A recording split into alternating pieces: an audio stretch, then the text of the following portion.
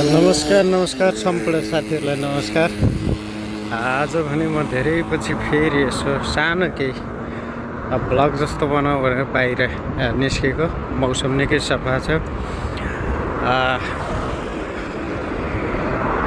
विदेशमा हेर्नुहोस्, विकास भनेको कसरी गर्नुपर्छ, के गर्नुपर्छ भन्ने विदेशी भूमिले देखाउँछ।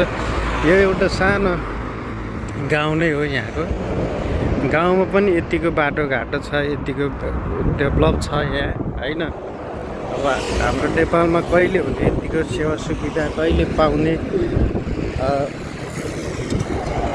गाउँमा पनि यतिको विकास हुन्छ विदेशमा भने हाम्रो नेपालमा भने निकै गाह्रो छ यतिको विकास हुनलाई। कतिौँ वर्ष लाग्ने हो, कति समय लाग्ने हो।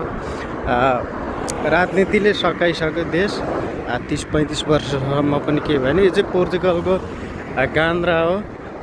यहाँ यो चाहिँ हाइवे, लिस्बन जाने हाइवे हो यहाँको। यो तलको चाहिँ हाइवे हो, यो चाहिँ माथि यहाँको यो लोकल एरियाको लागि बनाएको बाटो हो। यसो बिहानीको घाम ताप्ने क्रममा हिँडेको, अनि यसो यहाँहरूलाई पनि देखाउँ के छ कसो छ भनेर यसो सानो भ्लग बनाउने कोसिस गरेको।